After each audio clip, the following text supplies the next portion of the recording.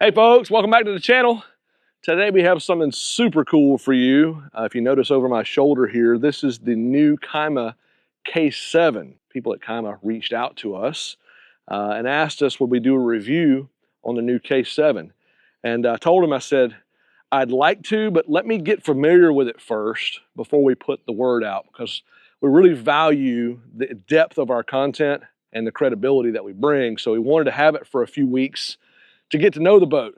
So this is probably our third or fourth outing with the boat. We shot it back last fall. We shot some more around jet set time frame. We also this week have been out just exploring and kind of getting to feel and getting to know the boat. So today we're going to do something really cool. We're going to give you the most in-depth review of the KYMA K7 on the web. Let's jump into it. So as we get into this review, a lot of you are going to ask the question, what the heck is a KYMA? I've never heard of that before. Well, KYMA is a brand new jet boat brand. Came out probably a year and a half ago, maybe 2 years ago. And they really wanted to come out with a water sports dedicated tow sports type boat, but they wanted to utilize jet propulsion. Jet fanatics, people that love jet boats, you know, your traditional Yamaha, Scarab, Sea-Doos, those sorts of things, they love the safety of having a jet and no exposed prop and the simplicity and the low maintenance and the low cost of upkeep and all the things that are wonderful about jets. But a lot of times they want to move into a purpose-built water sports platform. Maybe not something that's going to be competition level. Let's face it, very few of us are competition level. But something that's at the push of a button going to give you a great surf wave or a great wakeboarding wave. Well, that's the K7. It's the answer for someone who's kind of gotten the top of the line in the traditional offering and wants something a little bit more. Maybe they want something that's higher quality or something that's going to put out a bigger wave, or maybe the wave that it puts out is just easier to achieve without having to know what to do to create that beautiful wave. A lot of boats out there today have the ability to create a wave, but you have to know how to get it there. Sometimes that process can be a little time consuming. Sometimes that process can require some skill. Maybe you don't have that skill. The KYMA is literally the push of a button. It's making a beautiful wave. You don't have to know how to do that. So that's the reason the KYMA exists. One of the things you'll notice about the KYMA when it's on the water, it looks a lot like a conventional inboard boat. Definitely has a heritage or maybe some inspiration that are taken from traditional inboard boats. Obviously, this being jet powered, it just turns that stuff on its ear. It's in terms of propulsion and performance.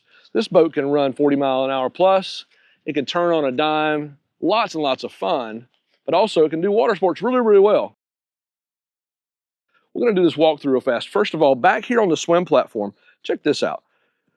It's got this great big 1/2 inch thick aluminum billet swim platform, sits right at water level. So when you're putting on your bindings, you're back here getting ready to go, it's literally right at water's edge. Love that.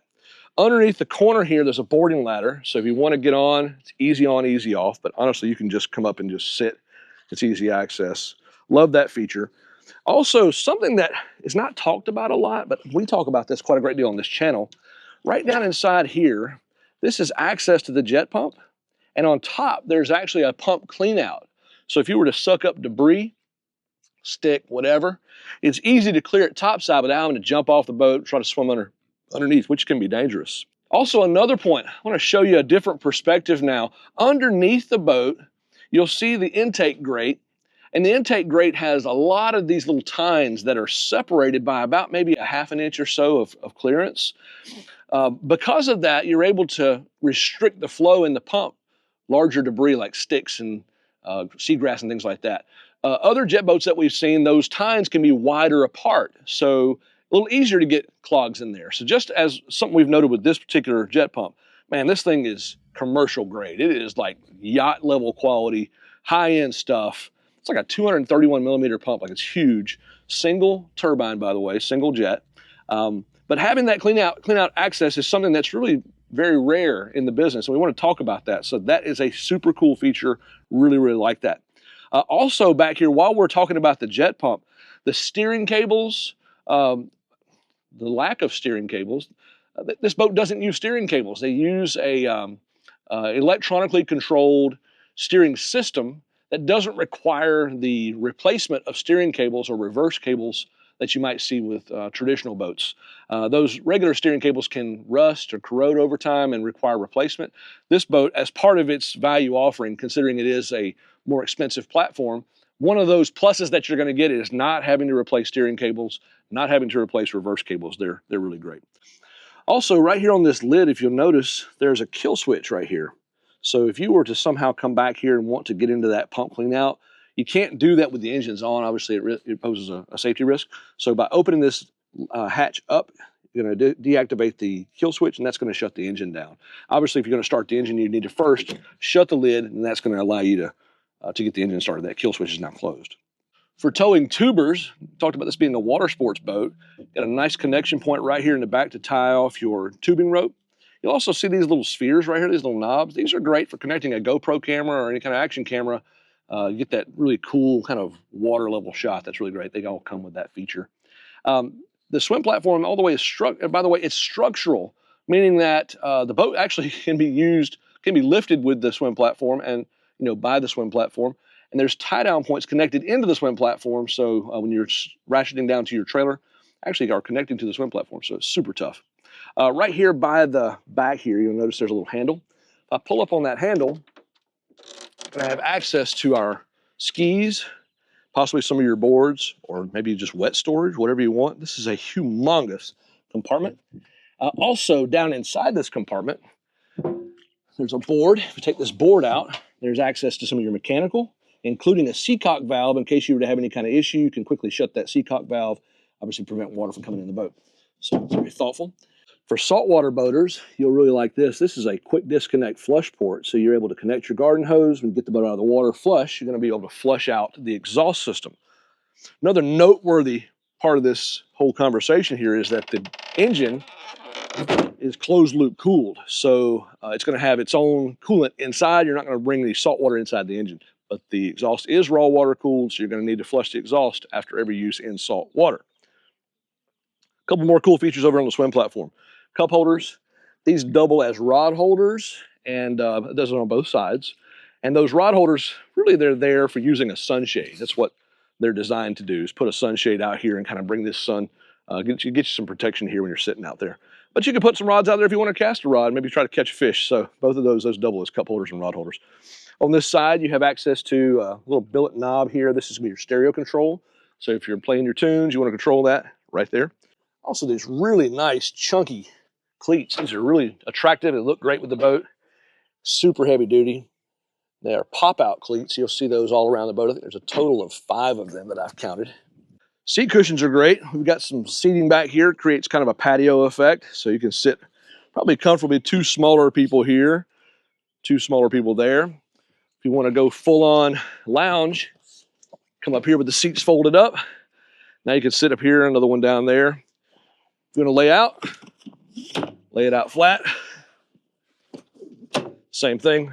There's a filler cushion, I believe. I have not seen it on this boat, but I believe there's a filler cushion here to make this into a full-on bed. Getting over on top of the engine compartment, got great storage here. Massive storage. You're going to put life jackets here, dock lines, fenders, whatever you want. You're going to have that on both sides. Inside, you'll notice these hatch handles here. Once you got your latches up, just pull up firmly.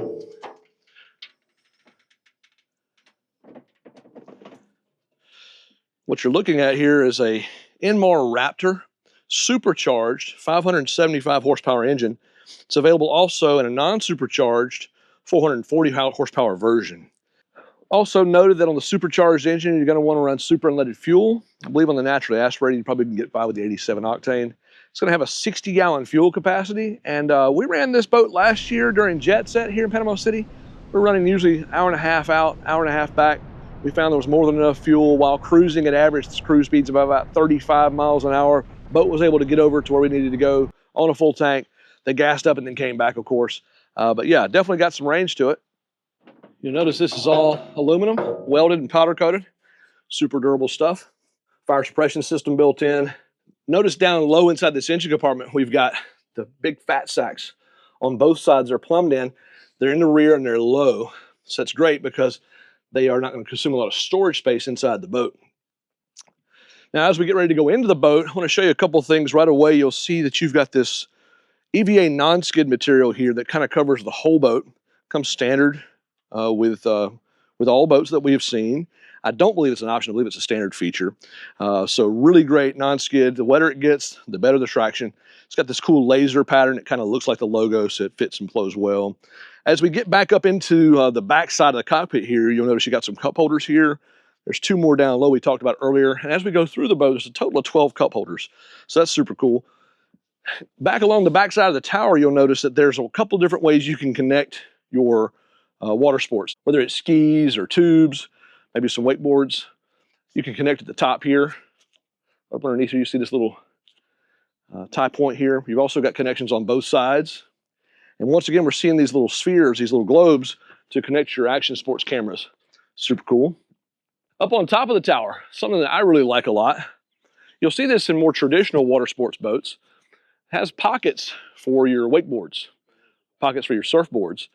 That's cool because you can get your boards up out of the way in a place that's not really being used as compared to those big bulky wakeboard racks that are sitting out on the side. At times those, if they're flipped out, they can get caught on things like docks, piles as you're backing into a slip. It can be kind of a dangerous situation. So it's just much cleaner to have them up on the top here. Comes with nice straps and bungees, really cool. Got the non-skid up on top here, so when you're stepping up to access, lots of traction there. Something else I've heard a lot of people talk about, and this is just another plus that you can really tell the people that engineered this boat, they're boat owners, they use the boats that they build. Stepping off the dock, a lot of people don't want to step onto upholstery because obviously you're going to bust stitching. So this boat has a cool feature built in. You've got a step. So as we come off the dock, we step onto this first ledge, we can step down onto this dedicated step and then into the boat. So you're never stepping on your upholstery. Thought that was super thoughtful. On the other side, you have the same feature, and this is really cool. Check this out. When you get off the boat, you're going to store it for however long it's going to be stored for. It's important to turn the batteries off. So they put the battery cutoff switch, easy access. You don't have to go rummaging down through a storage compartment and try to find it. It's right here. Just flip this down. There's your battery cutoff. Easy to find. Just takes away an excuse or maybe why you forgot to turn it off. Also, right here in the center, another cool idea. Trash can. Everybody needs one. Gonna have to deal with trash every time you go out. So this trash can is put right in the center, right as you walk over this little step over here. Simple little pail here, put you a bag inside. And down below, you can see one more thing. You've got your fire suppression system. If you ever have an issue in the engine room, pull the pin, engage the fire suppression system, so it's easy to get to. And down at the very bottom there is a drain plug. This boat tends to find water kind of pooling at more of this area, so the drain plug is at the lowest point right there. Going to launch the boat, make sure that drain plug is in. Moving forward into the cockpit, you've got great big storage areas underneath both the port and starboard seat cushions.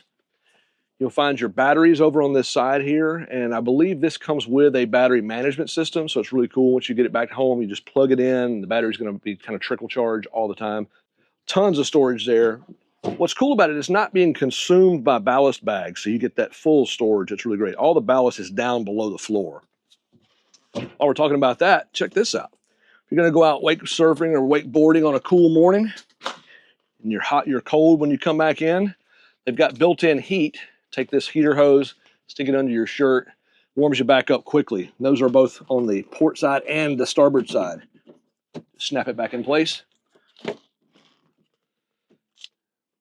On and off. Down low, you'll see a table mount here. So a table leg goes in place. The table's going to sit on top. So it's great for dining, having drinks with your friends. Let's talk about the tower. Great big bimini top on this forward swept radar arch style type tower. Lots of canvas, lots of cover. Huge speakers up here. These look like wet sounds. They got to be at least 10-inch speakers, maybe even 12s, and they just really pump the sound. This boat has a crazy, insane stereo system, probably the very best sounding, most bass, most just ear-rattling sound system I've ever heard stock on a boat, and I guess at the price point, that's to be expected. We talked about the storage for the racks on top, but something else that people don't really think about until they own a boat, sometimes when you're going into, let's say, a low bridge area, or a low area you've got a height restriction, you can actually take this tower with the push of a button, We can lower the tower down.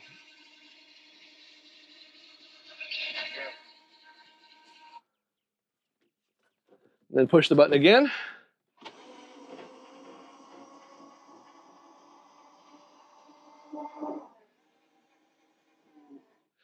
The tower's back up.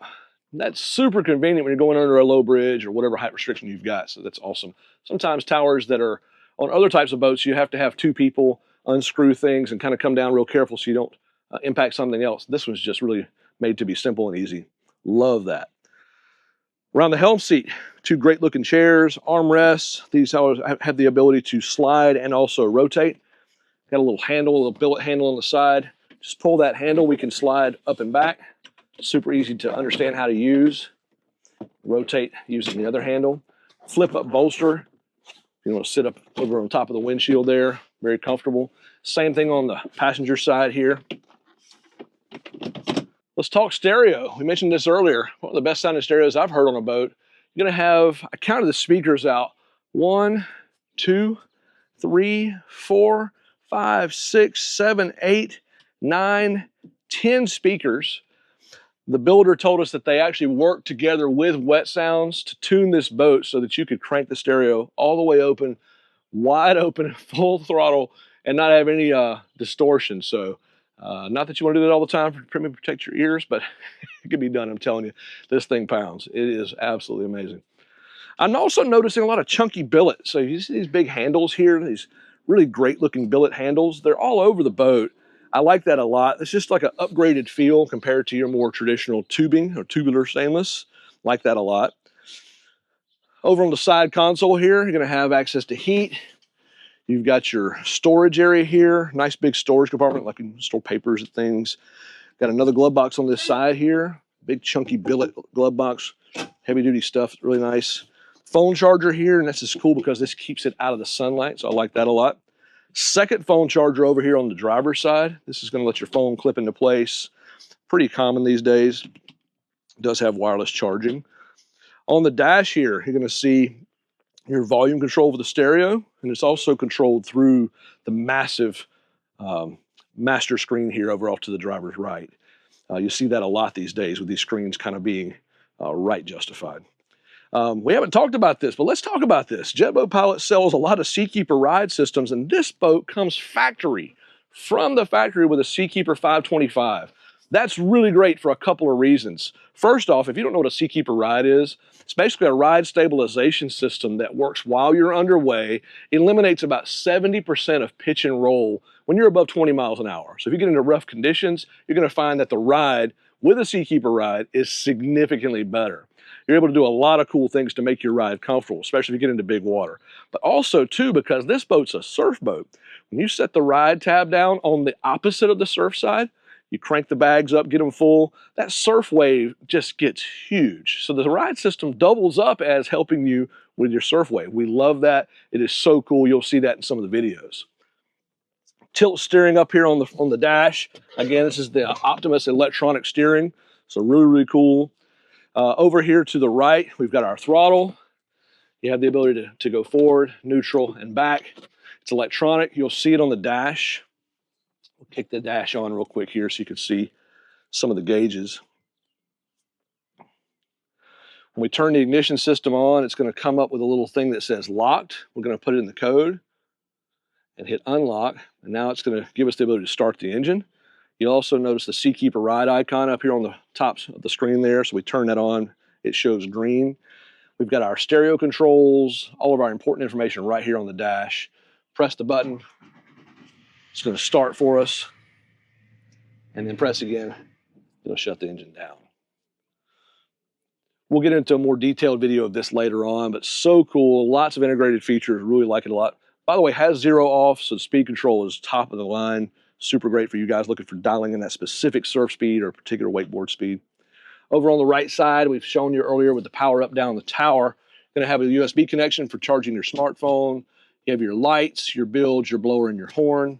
And obviously your cutoff here, so you want to connect that to your belt loop when you're driving. More storage in the front. Right here in front of the dash, you'll notice that there's a screen and then like a little Garmin here. And I believe the Garmin is going to be specifically there for powering the Seakeeper. It's not really going to be used a lot, but that it's there to basically give the Seakeeper its ability to talk to the onboard systems, the GPS. Built-in ski mirror, tow mirror, love this, kind of fisheye style, 180 degrees visibility. It can be stowed by pulling on the little knob, chunky billet, super nice. Tall windshield, lots of protection. This can be folded closed to give you some protection from the wind, especially on those cold mornings. But I really want to talk about with this windshield, if you come over to the side here, notice this is all open. So when I pull up to a dock, easily I can get right to those cleats on the dock right there. I don't have to come over the top of a windshield glass. Same thing on the other side. I love this because I want to fix my fenders. It's very easy as a driver to get over there and handle that fast. I love that. On the floor, there's an access there for mechanical. Doesn't seem like it comes off easily, but it can be removed to access for mechanical on both sides. Coming up on the bow here, I'll show you something else pretty cool. Lots of room, kind of a semi-pickle fork style design. It's very wide. Lots of room for your driver, or excuse me, for your passengers. I'm about 6 feet tall. I'm able to sit back with my legs fully extended and I'm not touching the end there, so it's lots and lots of room. If I'm sitting across from somebody, there's lots of room to separate you from your passengers there, so that's great. Another table mount here in the floor to put your table if you want to have some drinks or snacks up here. This is a really interesting feature. Hinges on the seats, they don't blow out. They're easy to move up out of the way when you need to access the storage. But this is really cool here. Flip the other side up. It's mounted to a gas strut. Underneath, you'll notice mounds of storage. Put some skis in there, boards, whatever else you got, coolers, lots and lots and lots of room. And just like we saw on the port side, the starboard side is a mirror of that. Fold up seats, gas struts, tons and tons and tons of storage. That's super important. A lot of people don't really talk about that. The boat brands, sometimes they kind of use things mechanical or whatever, but this boat has really given the driver, give the people that are using this boat, tons and tons and tons of useful storage. Another cool feature, comes equipped with these built-in cushions. Store these away or store them in the bow. This is going to make for a really cool bed. Now you got a lot of sun worshipers out there that are going to want to go and lay out. So this is going to turn into a nice sun lounge now. Perfect for socializing, maybe breaking up into zones. Up in the front, entry and getting on and off the boat, either from the dock or also from the water, is super simple. Got this great big broad boarding step here / anchor locker. You notice there's non-skid over on the sides. So if you're boarding from the dock and you want to step in the front, really super safe to do so. Underneath this hatch here, you'll notice this is all aluminum. It's on a friction hinge, but honestly, that hinge is probably going to loosen with time, so it's going to fall open. I kind of would like to see a cable that connects so it doesn't fall. Just be careful with that so you don't hurt the fiberglass there. You'll notice it's got a cleat in the front here. There are no cleats on the port and starboard bow area, and I'd kind of like to see that. This one's kind of hard to get at. You've got to open the door to get to it. And there's a little tab in the way. I believe on the production models, they've changed this feature. Right now, that tab has a tendency to want to pinch your dock line, which you can already see it kind of rubbing on the gel coat there. But anyway, just a little critique. I think they're going to fix that in production. You have your cool little sliding boarding ladder here, so that's nice. You want to get on the boat while you're in the water from the bow side. Great big giant storage locker here for your anchor. A lot of boat manufacturers don't pay attention to this, but if you're boating in big water, you need a big anchor. This boat is fully capable of going out into salt water. So seeing some of those coastal areas, you're going to want a sufficient anchor for that. The anchor locker is perfect. So good job. For those of you guys who are going to take this boat out to the island, maybe you're going to be on the coast, you'll be going to your favorite watering hole. Draft on this boat's going to be about 12 inches or so, 12 to 15 inches, I believe is what I heard. And so getting back into those spots is great. Now, we always recommend when you bring it into the beach, come in stern first and leave the boat floating, especially if you're going to be in those tidal zones. So the boat's not sitting on the bottom, you're not scratching the gel coat. Obviously, if it does hit, it's not going to hurt anything, but just our recommendation. Carrying on the tradition that you'll find in a lot of the inboard market, KYMA's gone with this super cool metallic flake tile style gel coat finish here. This beautiful purple here is gorgeous on the water, especially when it's clean. For those of you that opted for the optional trailer, comes with this great aluminum powder coated Ameritrail trailer here. Really heavy duty, well built, carpeted bunks, ratcheting tie downs in the back. It's got the guide-ons with the KYMA branding, Stoltz bow roller in the front. They really have pulled out all the stops to make this a great trailer. It even comes with a spare tire and spare tire holder. So it's an excellent trailer for those of you that need a trailer to get it to and from the lake. You also note it's got a breakaway neck here, so if you got a little bit of a space requirement, you could fold that neck away and save yourself about 3 feet. You'll see it's got surge brakes too. So this is your fill port here if you want to service your brakes. Little slide there where it slides in the neck when it actuates. Hit the brakes, it's going to slide. Back here in the back, you'll notice you have brakes on all 4 wheels. So it's a dual axle braking system. It's going to have a lot more biting force, a lot more power when you're slowing down. Another cool thing I noticed about this boat, it's got this giant 575 horsepower supercharged Inmar Raptor engine. And because of that being a giant single engine, and because it's underneath all this enclosure here, it is extremely quiet. I found that cruising along at 30 mile an hour, the boat feels like it's effortless, turning about 3,900 RPMs or so. The boat just seems noticeably quieter. Other boats we've tested, the decibels seem to be a little louder. So not that those are bad, but this has a quieter tone to it. And so I really appreciated that quite a lot. Another thing I noticed, just kind of crawling around on the boat, everything that they chose in the building process was on the high end. So where one builder might choose 18/8 stainless, another builder might choose 3/16 stainless.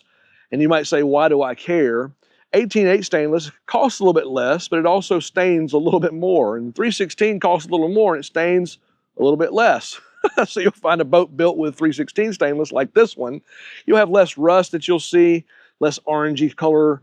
The boat will last longer. Cosmetically, it'll be prettier. Those are some of the things we've noticed that have just kind of made this boat stand above some of the others that we've tested. So I talked with the owner of the company, and I wanted to ask him, what is the real value to go and buy this boat, jet propelled, versus a traditional water sports boat that does all of these things and maybe even better if you really get into the competition level stuff. And the big thing, I think that's the takeaway that I've found, you want to buy a KYMA K7 if you want water sports, if you want to push a button and just go surf, you don't want to think about it. But you also want a boat that'll run 40 mile an hour. You want a boat that's going to handle rough stuff. So getting out in those coastal waters. It's going to be on a big lake with big water and you got those waves. You know, traditional inboard boats, they're maxed out usually 25, 30 mile an hour. And so if you're trying to go somewhere, getting there at 30 miles an hour takes a long time. Where 40 mile an hour, 45 even, I believe this one can actually get up to about 45, depending on how you trim the nozzle. It opens up a whole new world to you. So you get a lot more usefulness out of the boat. I believe this boat solves a real problem that's in the market today. Jet boats are great. Traditional jet boats are great. No exposed propeller, so you don't have to worry about little fingers and toes. Super shallow draft, so you don't have to worry quite so much about knocking a prop on the bottom. You can get in skinny water, the beachability, taking it to the sandbar. Let's face it, we all want to do a lot of things with our boats. We want to go to the sandbar, we want to do water sports. This boat does all of those things really, really well, and it puts out a massive surf wave to boot. Again, price points starting around 150 or so, with the rumor of something coming that might be a little less. This boat, fully equipped, 175, all in, trailer included. I think it's got real potential. Right out of the box, this being hull number 1, I gotta say, I'm really impressed. I think they've done a great job. Looking forward to seeing the things that they do in the future. It's gonna be exciting. The people that own the company, I've talked to them at length. They know a lot about the business. They know a lot about making boats, and they're people that love to go boating. So the engineers that are designing these boats, they're using them on the weekend. And that's what you want. You want a boat that was made by the guy that's out using it as it's intended to be. That's always the best approach, I think. So anyway, what do you think about the KYMA K7? If you got questions, hit us in the comments below. We'd love to hear those questions. We're always available. We really appreciate you watching this video. If there's anything at all that we didn't point out, just again, comment below. We'd be glad to reach out to you and connect with you about that. And by the way, if you like this video, check this one out.